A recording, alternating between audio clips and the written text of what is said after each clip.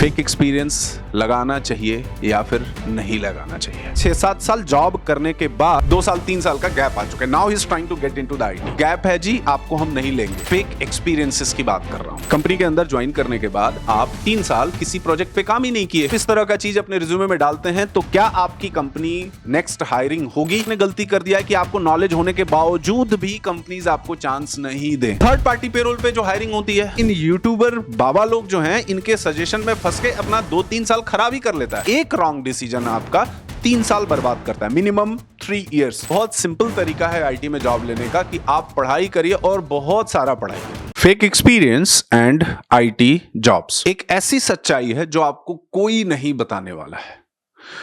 So video को start करने से पहले मैं सोम प्रकाश आपको कुछ चीजें एज एन डिस्क्लेमर बताना चाहता हूं कि मैं किसी भी तरह से किसी भी टाइप के फेक एक्सपीरियंस को प्रमोट नहीं करता हूं। मेरा कोई आपके लिए सजेशन भी नहीं है कि आपको ये लगाना चाहिए, नहीं लगाना चाहिए या क्या करना चाहिए। ठीक है, ये वीडियो जस्ट एक एजुकेशनल पर्पस के लिए है और इसको देख के शायद आप बहुत सारी चीजों से वेल इन्फॉर्म्ड होके अपने डिसीजंस को ले सकते हैं। तो इस वीडियो को आप एंड तक देखिए और आपको बहुत कुछ प्रैक्टिकल नॉलेज मिलेगा। कहने का मतलब है थ्योरेटिकल बातें नहीं होंगी, एकदम प्रैक्टिकली क्या पॉसिबल हो रहा है, क्या होता है, नहीं होता है, सारी चीजों के बारे में मैं बात करने वाला हूं।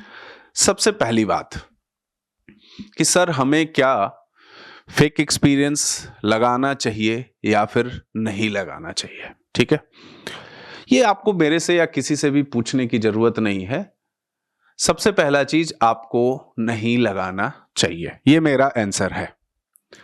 अब बात यह है कि इस तरह का क्वेश्चन ही क्यों आ रहा है, why you are asking these kind of questions, कि हमको लगाना, ये टॉपिक कहां से आया कि हमको फेक एक्सपीरियंस लगाना चाहिए या फिर नहीं लगाना चाहिए। तो आप बात समझिए, यहां से थोड़ा सा डिटेल में होगा ये वीडियो, प्लीज एंड तक देखिए कि कहां क्या हो रहा है, सो दैट अगर आप किसी भी पॉइंट ऑफ टाइम पे ये देखते हैं तो आप शायद अपने डिसीजंस को चेंज कर सकें और आप इस तरह की फिर बातें भी ना करें। देखिए, आप बीटेक करते हैं, एमसीए करते हैं, इन सारी चीजों को करने के बाद आपके लाइफ में बहुत सारे डिस्ट्रैक्शंस के पॉइंट आते हैं। ठीक है, फॉर एग्जाम्पल कोई अपना बिजनेस करने लगता है, कोई गवर्नमेंट जॉब की प्रिपरेशन में चला जाता है 3-4 साल 5 साल, कोई कुछ भी ना करते हुए भी वो अपना 3-4 साल का टाइम खराब कर लेता है। ठीक है, अब कहने का मतलब है कि आपके बीटेक या एमसीए के बाद 4 साल का गैप हो गया, आप कहीं किसी भी ऑर्गेनाइजेशन, किसी भी कंपनी में जाते हैं, अप्लाई करते हैं, तो होता यूं है कि आपसे बोला जाता है कि भाई आपका तो रिलेवेंट एक्सपीरियंस ही नहीं है, आपने कहीं जॉब किया ही नहीं है, सो हम आपको जॉब नहीं दे सकते या आपको इंटरटेन नहीं किया जाता है। इन केस कहीं किया भी जाता है, सो आपको ऑफर किया जाता है कि 6 मंथ आप फ्री में काम करिए, एज एन इंटर्नशिप काम करिए, बेस्ड ऑन आपके परफॉर्मेंस हम आपका सैलरी बढ़ाएंगे, हम आपका पैकेज बढ़ाएंगे, इस तरह की बातें आपको की जाती हैं। लेकिन जो लड़का जिंदगी में अपने 4-5 साल खराब कर चुका है, तो उसे ये लगता है कि हमें कुछ एक कायदे का स्टार्ट मिलना चाहिए, एक प्रॉपर फील्ड मिलना चाहिए जहां से हम अपनी करियर को स्टार्ट कर सके। ठीक है, वहां पे उसको दिमाग में या कुछ लोग सजेस्ट करते हैं कि आप फैब्रिकेटेड एक्सपीरियंस या कुछ किसी कंपनी का रैंडमली डाल दीजिए नाम, जिसके बेसिस पे you will start getting the interview calls and based on that आप इंटरव्यू क्लियर करके एंड देन जॉब ले। देखिए, यहां पे एक बात समझिए, मैंने नहीं देखा है आज तक किसी को भी कि एक्सपीरियंस लगाने से उसकी जॉब हो जाती है, या आप भी किसी को देखे हैं तो बताइए। Just by using certain experience किसी कंपनी का नाम लिख देने से will you be able to get the job? नहीं होने वाला है ये। तो कैसे क्या होता है? देखिए, सबसे पहला जो है, लड़का और कोई भी स्टूडेंट मिस करता है अपने स्किल सेट को, कि उसके पास अगर कोई स्किल सेट नहीं है, उसे कुछ आता नहीं है, मार्केट में आईटी इंडस्ट्री के अंदर कौन सी टेक्नोलॉजी, कौन सी टूल्स, कौन सा फ्रेमवर्क का नॉलेज है, प्रोजेक्ट का नॉलेज नहीं है, और सिंपली वो कोई कहीं का एक्सपीरियंस डाल दे, बेस्ड ऑन दैट उसकी जॉब हो जाए, तो ये पॉसिबल नहीं है, किसी को बोलने की बात नहीं है। ठीक है, लेकिन आप ये बात ध्यान रखिए कि आपके करियर में वो 4-5 साल का गैप आया ही क्यों? वो नहीं आना चाहिए था। एक बात और समझिए कि लड़का बीटेक एमसीए कर लेता है, बीटेक एमसीए करने के बाद आज अगर उसका कैंपस प्लेसमेंट में नहीं हुआ, पहले क्या होता था कि बहुत सारी मास रिक्रूटमेंट कंपनियां थी, टीसीएस थी, इन्फोसिस थी, एचसीएल थी, कॉग्निजेंट थी, एक्सेंचर थी, ये सभी अलग अलग कंपनीज में जाते थे, 2-2, 250, 300 लोगों को एक एक बार में ड्राइव करके ले आते थे। ठीक है, in current situation most of the ये टाई अप्स नहीं है इनके। अब जो फ्रेशर लड़के को लेके आते थे, now these tie ups are not there. तो जब वो टाई अप्स नहीं है, वो टाई अप नहीं है, और हैं भी तो बहुत कम कॉलेजेस के साथ हैं जहां पे हायरिंग भी बहुत कम है एज एन फ्रेशर, तो ये हायरिंग हो कहां रहा है? मतलब लड़के फिर भी जॉब तो ले ही रहे हैं कुछ ना कुछ। सो द पॉइंट इज, सबका अपना ओपन सोर्स पोर्टल बन चुका है, ऑफ कैंपस पोर्टल बन चुके हैं जहां पे लोग अप्लाई करते हैं। जैसे टीसीएस का बहुत पॉपुलर पोर्टल है, लाइक दैट अदर कंपनीज के भी पोर्टल है। Means they are giving chance to other candidates also, those who are not from some specific college. वो नॉलेज के बेसिस पे आपको चांस दे रहे हैं, या जो करना है कर रहे हैं। अब समझने की बात यह है कि करियर के स्टार्टिंग में लड़का जब फोकस नहीं होता है, उसके फैमिली वाले फोकस नहीं होते हैं, और मैं देखता हूं ऐसा कि जब आप बीटेक कर रहे हैं, एमसीए कर रहे हैं, और एमसीए करने के 1-8 साल 2 साल तक तो आप बहुत ज्यादा हवा में रहते हैं, आप रियलिटी को नहीं समझते हैं। आप कुछ ऐसे फैंसी कोर्सेज ही करना चाहते हैं जहां पे कोई ना किया हो और उसके बेसिस पे आपकी जॉब हो जाए। That is the kind of course you are trying to do. अब बट ऑब्वियस है कि जब आपका राइट ट्रैक, राइट पाथ सही में स्टार्टिंग में नहीं मिलेगा, तो आपके करियर में गैप होना है। और ये जब गैप होता है तो आज की डेट में ये बहुत पॉपुलर है, लोग आपको सजेस्ट करते हैं। कोई ये नहीं सजेस्ट करता है कि अपने आप को अपस्किल करो, अपने आप को पढ़ाई करो, बहुत अच्छे से करो, और बहुत अच्छे से करने के बाद ये चले जाओ। ठीक है, ये चीजें। तो मेरा ये मानना है कि पहले आपको बहुत कायदे से पढ़ना चाहिए। Just on the basis of your knowledge lot of companies will be there जो आपको अपॉर्चुनिटीज देंगे, और उसके बेसिस पे आप जॉब ले सकते हैं। ठीक है, अब दूसरी बात करते हैं, एक और सिनेरियो लेते हैं। I have seen the people, मतलब ये भी आपको समझना होगा कि क्या इन चीजों के लिए सिस्टम भी रिस्पॉन्सिबल है इनडायरेक्टली? क्या सिस्टम भी आपको बोल रहा है कि नहीं, आप इस तरह की एक्सपीरियंस लगा के आओ and then I will give you the job? इसका आंसर आप बताइए कि ये सिस्टम ये बोल रहा है या नहीं बोल रहा है।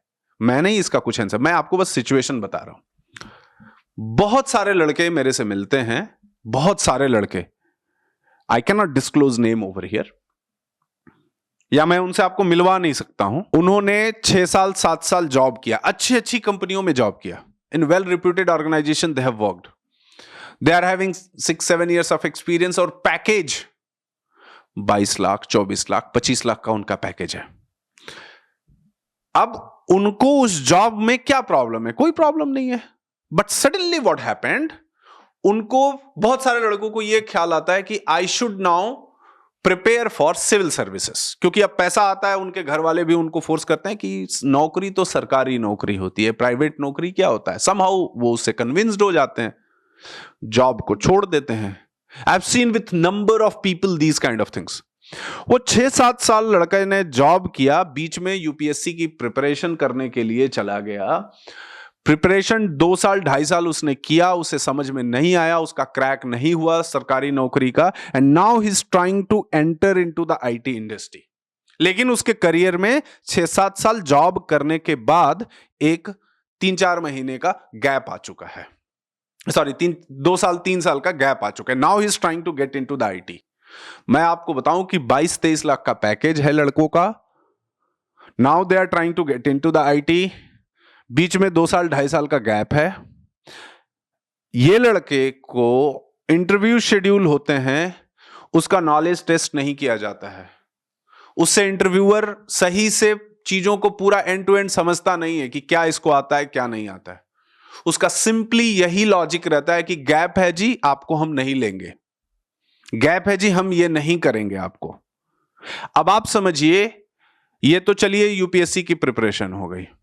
आपके लाइफ में ऐसे बहुत सारे टाइम, बहुत सारे सिचुएशंस आएंगे जहां पे आप 6-7 साल से जॉब कर रहे हैं, आपकी फैमिली की कंडीशन, भगवान न करे ऐसा किसी के साथ हो कुछ, लेकिन फैमिली में किसी की तबीयत खराब हो जाए, मदर का, फादर का, या किसी का भी हो जाए, और आप अकेले हैं, जिसकी वजह से आपको करना यह पड़े कि आपको उसके हेल्थ केयर के टेक केयर करने के लिए हॉस्पिटल आना जाना, ले जाना ले आने के लिए आपको अपने ऑफिस से ब्रेक लेना पड़े, मतलब आपको ये लगा कि चलो पहले इनको देख लेते हैं। ऑब्वियसली किसी के लाइफ में प्रायोरिटी फैमिली है, सिर्फ द फैमिली इज प्रायोरिटी, तो आप उनका टेक केयर करने लगते हैं। 2-2.5 साल आपका निकल जाता है। अब आप एक बात बताइए कि क्या हुआ, इन बच्चों की जिंदगी एकदम खत्म हो गई क्या इनको आईटी कंपनीज को कंसीडर नहीं करना चाहिए क्या?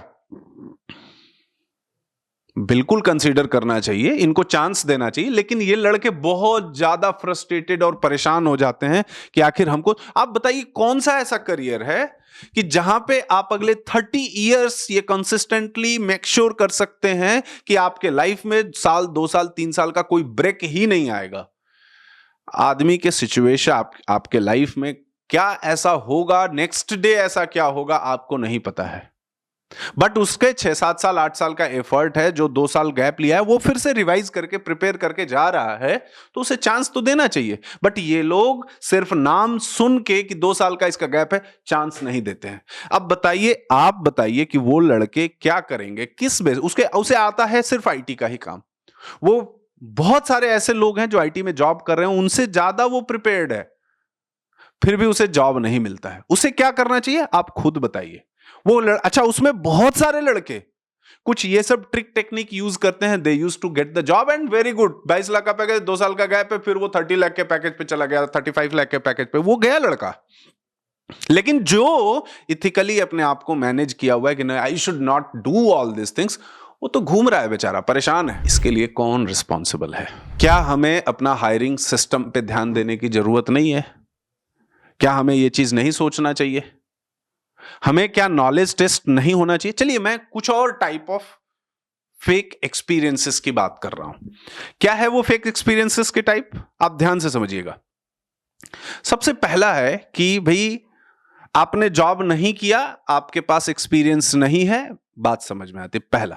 दूसरा है बेंच एक्सपीरियंस। आपने जॉब में गए, आपको 2 साल 2.5 साल तक as an buffer resource use किया गया, मे बी किसी पर्टिकुलर प्रोजेक्ट पे काम नहीं दिया गया, ज्यादातर चांसेस है कि आपको बेंच पे ही रखा गया। 2 साल 2.5 साल बाद वो लड़का जब अपने जॉब को चेंज करने की कोशिश करता है, तो वो किस बेसिस पे चेंज करेगा? दूसरा मतलब उसे ऑन प्रोजेक्ट कोई एक्सपीरियंस नहीं है, रिलेवेंट एक्सपीरियंस नहीं है, वो बस जॉब में है, सैलरी आया है, सैलरी स्लिप है, फॉर्म 16 है, बैंक स्टेटमेंट सब कुछ है, बट उसके पास प्रोजेक्ट का एक्सपीरियंस नहीं है। एक दूसरा ये हो गया। तीसरा है कंपनी ड्रिवन मैनिपुलेशन। आप बताइए, आप बहुत सारे कंपनियों में जॉब लेने जाते हैं, जॉब में आप रहते हैं, जॉब कर रहे होते हैं, उनके क्लाइंट का इंटरव्यू आया, कोई क्लाइंट का इंटरव्यू आया, उस क्लाइंट को मान लीजिए आपको 3 इयर्स का एक्सपीरियंस है, क्लाइंट का इंटरव्यू आया कि हमें तो 5 इयर्स के प्लस एक्सपीरियंस के स्प्रिंग बूट का रिसोर्स चाहिए, हमें आप अवेल कराओ, इसका इंटरव्यू कराओ। वही कंपनी आपको रिज्यूमे का फॉर्मेट देती है कि you take this resume, create your fill your details in this format, in interview you tell that I have 5 years of experience, in fact he is not having that 5 years of experience, है ना। एक और type of experience है, इन सभी को मैं explain कर रहा हूं आपको एक एक कर। एक और टाइप ऑफ एक्सपीरियंस है कि आपने आईटी में काम किया, बट आपको कोई भी मेन प्रोजेक्ट नहीं मिला, कुछ भी नहीं मिला, आपने काम किसी और टाइप के प्रोजेक्ट पे किया, मे बी उस तरह के प्रोजेक्ट पे काम करके आप आईटी कंपनीज में जा रहे हो, उस तरह का डिमांड नहीं है, सो आप प्रोजेक्ट अपना चेंज करते हैं। अब आप एक बात समझिए, पहले वाले के बारे में मैंने बताया कि आपको एक्सपीरियंस नहीं, still you are using some company name, you are writing certain experiences, और then based on that you are trying for interview। अगर आपको नॉलेज नहीं है तो आपको इस तरह का चीज नहीं करना चाहिए, और आपको सिर्फ इस तरह का एक्सपीरियंस डालने से कुछ नहीं होने वाला है। ये सिंपल सा मैं आपको बता रहा हूं। अब दूसरा, कंपनी के अंदर आपने ज्वाइन कर लिया जी, ठीक बात है। कंपनी के अंदर ज्वाइन करने के बाद आप 3 साल किसी प्रोजेक्ट पे काम ही नहीं किए, मेजरली आपने 3 साल किसी प्रोजेक्ट पे काम नहीं किया, छोटे मोटे काम आपने किए। एमएनसी है तो चल जाता है जी, थोड़ा बहुत आपको पैसा, मतलब आपको सैलरी भी मिल रही है। एक टाइम तो आएगा ना जहां पे आपको लगेगा कि I should change my job, अब आप जॉब चेंज करने, क्या आप अपने रिज्यूमे में विल यू राइट दिस, मतलब ईमानदारी की मैं बात कर रहा हूं, कि क्या आप ये लिखेंगे कि I don't have any work experience, मुझे कोई वर्क एक्सपीरियंस नहीं है, I was there part of this company, I am from past 3 years, past 2.5 years, I am in bench, और maybe I have worked on some of the buffer as an buffer resource I have worked, which means कि कोई एक particular responsibility नहीं है, थोड़ा थोड़ा काम आया किया। एंड अगर आप इस तरह का चीज अपने रिज्यूमे में डालते हैं तो क्या आपकी कंपनी नेक्स्ट हायरिंग होगी? ये लोग क्या करते हैं, जो बेंच के एक्सपीरियंस वाले हैं, ये करते ये हैं कि थोड़ा इंटरव्यू के लिए प्रिपरेशन करते हैं, और प्रिपरेशन करके किसी दोस्त से, किसी फ्रेंड से कुछ बात करके कुछ कुछ प्रोजेक्ट्स लेते हैं, उसको रिज्यूमे में डाल देते हैं, उस प्रोजेक्ट को तैयार कर लेते हैं कि कैसे एक्सप्लेन करना है, and then they get into the job, another job. उनके साथ पॉजिटिव ये होता है कि उनको कंपनी का एक कॉन्फिडेंस रहता है कि yes I was working with this XYZ organisation. क्या ये फेक नहीं है? ये भी है। अब आपको समझने की बात है कि कहां है। एक कंपनी के अंदर, जिस कंपनी में आप जा रहे हो, उसका बिलिंग का इशू है, क्या है, क्लाइंट उसको, जो थर्ड वाला मैंने बताया, तो अब कंपनी के अंदर उस आपके क्लाइंट को रिक्वायर्ड है 4 और 5 years के एक्सपीरियंस के रिसोर्स की, आपके पास 2 years का एक्सपीरियंस है, 3 years का एक्सपीरियंस का रिसोर्स है, उसको आपने 5 years के प्रोजेक्ट कर दिया, और प्रोजेक्ट करने के बाद फिर वो चल रहा है, वहां पे आप परफॉर्मेंस नहीं दे पाते हो, तो कंपनी बोलती है it is your fault now. ये भी फेक है। हम अपने फायदे के लिए कंपनीज यूज करें तो कोई दिक्कत नहीं है, आप यूज करें तो गड़बड़ है। मैं इसको एडवोकेसी नहीं कर रहा हूं, मैं आपको यह बता रहा हूं कि आपके लिए इंपॉर्टेंट है जॉब लेना। आपको अपनी सिचुएशन के हिसाब से यह समझना चाहिए कि जॉब लेना है, आपको नहीं लेना है, या इन चीजों में हमें पड़े रहना है। तो जॉब लेना है तो आपको बहुत अच्छे से अपने स्किल सेट को इंप्रूव करना चाहिए, पढ़ना चाहिए, बहुत ध्यान से कोर्सेज को समझना चाहिए, बहुत ध्यान से कोर्सेज में सिलेक्शन करना चाहिए कि क्या कोर्स पढ़ के आपको जॉब लेना है, रादर देन इन सभी डिस्कशन में आपको नहीं पढ़ना चाहिए। अब आप ये बताइए कि आज 30 years पे तो स्टूडेंट का करियर शुरू हो रहा है, सरकारी नौकरी की जो तैयारी कर रहा है, 3 साल 4 साल, आप 5 साल प्रिपरेशन किया, अब उसे IT जॉब में आना है, उसे कहीं जाना है। अब बताओ ना, ऐसा क्या आपने गलती कर दिया है कि आपको नॉलेज होने के बावजूद भी कंपनीज आपको चांस नहीं दें? दो ना, एज एन फ्रेशर ही तो 2 चांस कम से कम, आपको ये चांस तो देना चाहिए, बट नहीं मिलता है। अब आप बताओ कि आप अपने करियर में क्या करेंगे। मैं कोई ऐसी बातें नहीं कर रहा जो आपको नहीं पता है, मैं ऐसी कोई बातें नहीं कर रहा कि आपको चीजें नहीं पता है। थर्ड पार्टी पेरोल पे जो हायरिंग होती है, थर्ड पार्टी पेरोल पे हायरिंग ये होती है कि आप किसी और कंपनी में काम करेंगे, आप पेरोल पे किसी और कंपनी के रहेंगे। इसमें खूब लोग एक्सपीरियंस को मैनिपुलेट करते हैं, यही पूरा उनका गेम ही है थर्ड पार्टी पेरोलिंग का। जॉब हो रहा है ना, जॉब लोग कर रहे हैं ना, सब लोग कर रहे हैं, लेकिन बात सिर्फ इस चीज की है कि आपको करना क्या चाहिए। आज की डेट में आप देखिए कि आप ऐसे समझिए कि आज पढ़ाई की स्थिति यह है, बीटेक किया हुआ लड़का, मतलब जो भी बीटेक MCA किया हुआ लड़का, वो 2-3, अगर कुछ लड़के right from the beginning he set हो गए तो सेट हो गए, उनको इन सारी चीजों के चक्कर में फंसने की जरूरत नहीं है।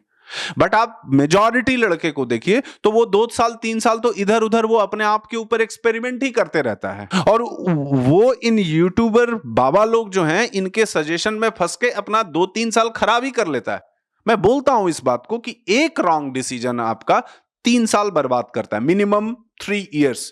आपको अगर बीटेक के बाद आपको लगा कि हमें सरकारी नौकरी की तैयारी करनी, मिनिमम अगर आपका किस्मत अच्छा रहा तो सरकारी नौकरी की तैयारी आपका कम से कम 3 साल खराब करेगा, 3 years मिनिमम।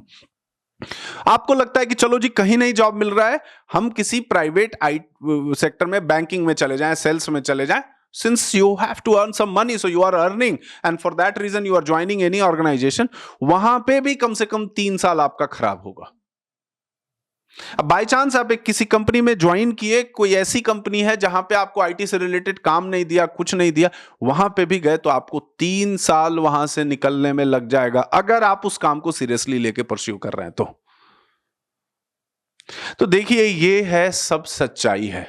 और जब आपका 3-4 साल 5 साल का गैप हो जाता है तो आपके ऊपर रिस्पॉन्सिबिलिटीज बहुत हो जाती हैं, और जब रिस्पॉन्सिबिलिटीज के साथ आपके पास अनसक्सेसफुल का टैग लगा होता है ना, तो आप कुछ भी, बहुत ज्यादातर केसेस में आप गलत डिसीजंस लेते जाते हैं।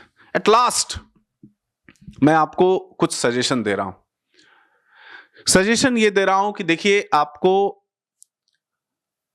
मार्केट में या बहुत सारे आपके दोस्त फ्रेंड्स इस तरह के मिलेंगे जो आपको कुछ बैकडोर शॉर्टकट एंट्रीज बताएंगे आईटी में जॉब लेने का। प्लीज आप उनसे बच के रहिए। हो सकता है वो आपका बहुत खास हो, लेकिन उससे बच के रहिए। नहीं आप बचेंगे तो 1-2 लाख रुपए आपके कब इधर निकल जाएंगे, टाइम आपका खराब हो जाएगा, आपको पता नहीं चलेगा। और आपके स्टेज में मोटिवेशन और पैसा, डेडिकेशन, मोटिवेशन और पैसा, ये तीनों चीज नहीं रहती है। जिस स्टेज में, कौन सा स्टेज है? जब आप 3-4 साल से जॉब में नहीं है। तो आप इन चीजों में मत फंसे। बहुत सिंपल तरीका है आईटी में जॉब लेने का कि आप पढ़ाई करिए और बहुत सारा पढ़ाई करिए। डिसाइड करिए कि on which role, on which profile you wanted to get the job, और उस प्रोफाइल के हिसाब से अपनी प्रिपरेशन को स्टार्ट करिए। हां, यह जरूर है कि आईटी में कुछ प्रोफाइल्स हैं जहां पे ओपनिंग्स बहुत कम होती हैं, कुछ प्रोफाइल्स होती हैं जहां पे ऑलवेज बहुत सारी ओपनिंग्स होती हैं, बिकॉज उसका डिमांड उतना रहता है। ठीक है, लेकिन थर्ड केस ऐसा आता है कि कुछ चीजें ऐसी होती हैं जिसका नाम बहुत होता है, गूगल पे सर्चेस बहुत होते हैं, पॉपुलर बहुत होता है, लेकिन उसमें जॉब नहीं होती है, उसमें ओपनिंग्स नहीं होती हैं, उसमें आपको जॉब देने के लिए कंसीडर लोग बहुत कम करते हैं। तो अगर वो आप कर भी लेते हैं तो आपका फिर से 2-3 साल बर्बाद होता है, और फिर आप ट्रैप में कहीं ना कहीं फंसते जाते हैं। तो मेरा यही आपसे कहने का मतलब था कि ये सब डिफरेंट टाइप ऑफ एक्सपीरियंसेस मैंने बताया आपको। क्या करना है, नहीं करना है, क्या सोचना है, नहीं सोचना, वो आपका काम है। मैंने बताया कि देखिए, ये इस लेवल पे चीजें चल रही हैं, और आप किन चीजों में उलझे हुए हैं आप वो बताइए। और एक बात याद रख के रखिए कि एक्सपीरियंस विदाउट नॉलेज कोई यूज नहीं है। एक बात, जो लोग पढ़ के बहुत अच्छे से कहीं कुछ किसी के जानने में, पहचानने में, दोस्त मित्र कहीं से कुछ अगर एक्सपीरियंस वगैरह लगा के आईटी कंपनीज में जाते हैं, नॉलेज है तो वो सरवाइव कर जाते हैं, और सरवाइव करते हैं, फिर धीरे धीरे उनकी गाड़ी भी निकल पड़ती है। ठीक है, लेकिन प्राइमरी थिंग इज कि आपको पढ़ना पड़ेगा, टाइम देना पड़ेगा। बिना टाइम दिए, बिना पढ़े इन चीजों को अगर आप करते हैं तो आप समझिए कि आप बहुत ज्यादा बुरा फंसने वाले हैं। तो सबसे पहले आपको तो इन चीजों को अवॉइड करना चाहिए, अपने स्किल सेट पे फोकस करना चाहिए। और अच्छा, दूसरी बात है कि आपको आईटी में तो जॉब लेना ही है। क्यों नहीं लेना है आपको? कहां पे आपको सैटरडे संडे छुट्टी है, टाइम पे सैलरी, लास्ट वर्किंग डे पे सैलरी आनी है, एक कंपनी छोड़ते हो तो दूसरी कंपनी में एक्सपोनेंशियल ग्रोथ मिलता है, एक स्टेबल जॉब वो है।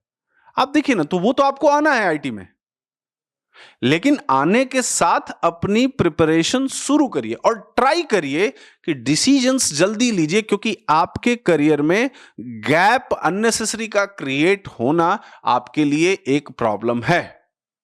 ठीक है, और जिसपे कि हम लोग जेटीसी आपके साथ काम करके उस गैप को नॉलेज से, आपके स्किल से पूरा हम लोग फिल करते हैं, आपको उस तरह का नॉलेज देते हैं, और नॉलेज देने के बाद फिर आपका प्लेसमेंट होता है, जॉब होता है। लेकिन ये सारी चीजों के पीछे आपको एफर्ट तो डालना ही है, और एफर्ट नहीं डालते हैं तो फिर आपके लिए ये ठीक नहीं रहेगा, और फिर आपका करियर जो है डिस्टर्ब्ड रहेगा, और आपके कंफ्यूजन का कॉस्ट इतना है कि आप ईयर बाय ईयर अपना वेस्ट करते रहते हैं। ठीक है, तो ये वीडियो आपको कैसा लगा आप कमेंट सेक्शन में बताइए। अपने थॉट्स को इस कमेंट सेक्शन में जरूर लिखिए, और अपने जानने वालों को ये वीडियो शेयर भी जरूर करिए। Bye bye, see you, take care.